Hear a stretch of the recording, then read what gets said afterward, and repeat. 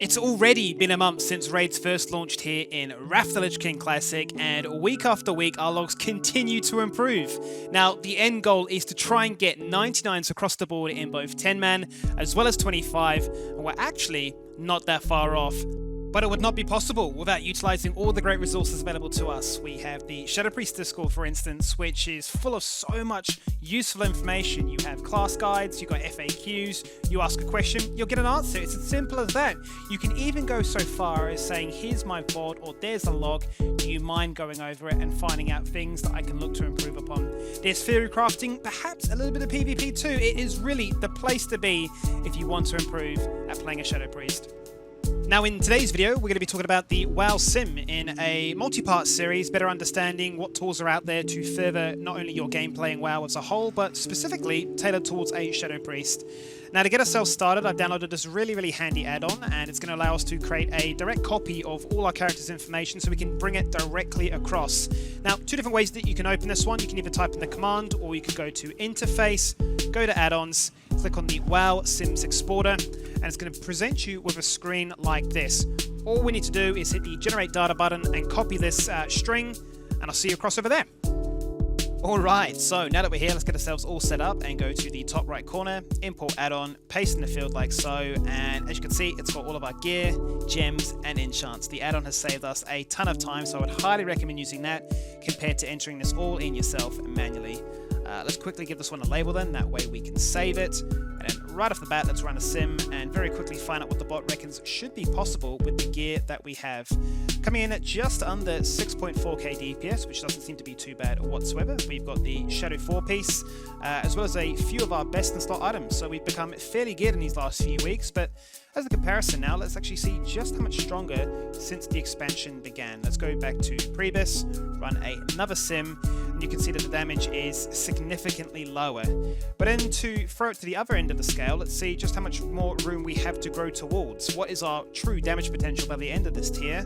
Let's switch then to some of the best gear possible and run another sim. And you can see that that damage number shoots right back up, coming in close to 7,100. So it's a really easy indication at a quick glance to try and find out, okay, where are we at right now? How much stronger have we become? How much stronger do we still have yet to go towards?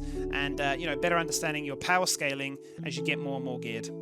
Let's now then switch across to the settings tab, and as you can see, there's a whole bunch of different buffs active at the moment. It's kind of actually assuming you have the perfect 25-man roster, but if that's not the case, or perhaps you're, say, a 10-man raider, you can just move across and right-click what is not applicable to you, and then when you run that sim, it's going to take that into consideration. Likewise, you can obviously change things around, like different potions, different cooldown timings, different racials, different fight lengths. It's really highly customizable, and you can really, further understand the differences between short fights, long fights, and eke out any kind of advantage to get that extra little bit of damage. If after all of this you're left wondering, how is the sim doing so much more damage than me? I mean, it has the same gear and the same settings, so what makes it so different? Then you can actually come across to this tab here and find a full breakdown of every single spell that was cast, the amount of times they were used, and just how much damage they were each responsible for. Now, this is going to feel fairly overwhelming at first because there are a lot of numbers on your screen, but bear with me because I love using this as a direct comparison with websites like Warcraft logs or even in-game with an add-on called Details, because it allows me to very quickly compare the amount of times I'm using a certain spell, or perhaps I'm even neglecting one. But maybe that's not the issue. Perhaps it's more about the rotation and the decision making, in which case we can look over here and see a full rundown from the very beginning all the way through to the end to better understand the opener, key moments like Bloodlust, or even when to use your cooldowns. Now, let's go back to the beginning and this time just change out an individual part as opposed to the entire gear set itself. Now, as an example, here you can see I have the Death Chill Cloak. It's a really good crafted option, item level 200, but I'm starting to wonder, where can I look to try and upgrade that? What is that next item to start targeting? Well, given we've been farming up a storm, we have enough emblems to actually purchase this one here from the vendor. I'm starting to think, well, it's a gear score upgrade, but does that actually mean it's a damage boost too?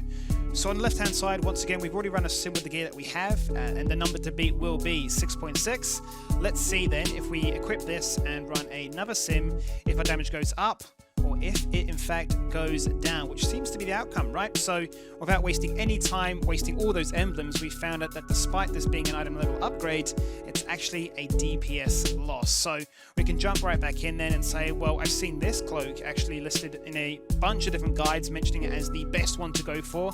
It's got an even higher item level at 226, and it even includes the ability to have a gem socketed as well. So let's give this one flat spell power and go Sim again.